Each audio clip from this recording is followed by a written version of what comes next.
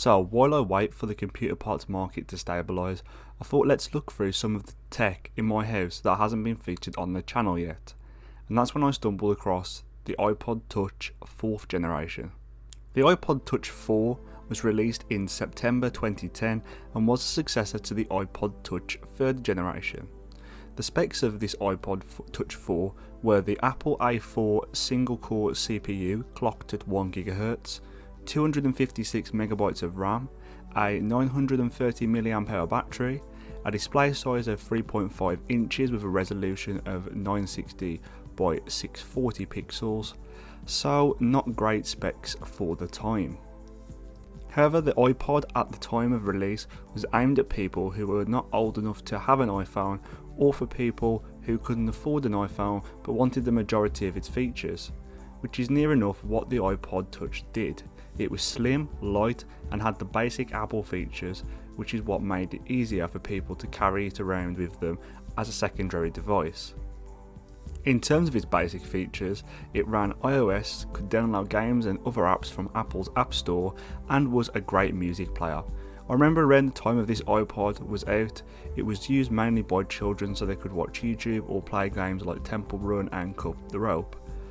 It could also do FaceTime, but the quality isn't great with its 0.3 megapixel VGA quality camera and a 0.7 megapixel rear camera.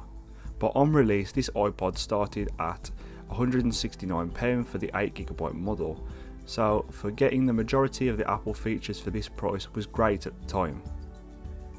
This was also the reason why a lot of schools brought iPod Touch 4s due to their cheap price. My school was one of those, and each student was given one as a planner to note down homework and to download educational apps. However, this didn't last very long, and neither did the iPod Touch 4. So you're probably wondering why I say it didn't last very long. Well, that's because Apple really didn't support it. It started life on iOS 4 and support was dropped only 3 years later. The latest available software for this iPod is iOS 6.1.6. Even though this iPod had the same processor as the iPhone 4, which got iOS 7, the iPod only had half the RAM of the iPhone 4, meaning it wasn't powerful enough in Apple's eyes to run iOS 7.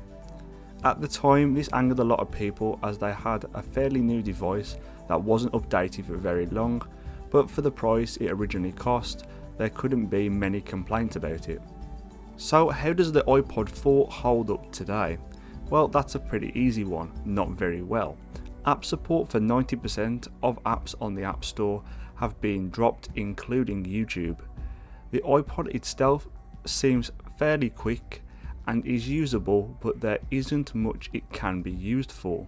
FaceTime and iMessage is still possible, but people will notice your very low FaceTime quality on calls due to the camera. It can't be used for taking photos as the camera is awful by today's standards.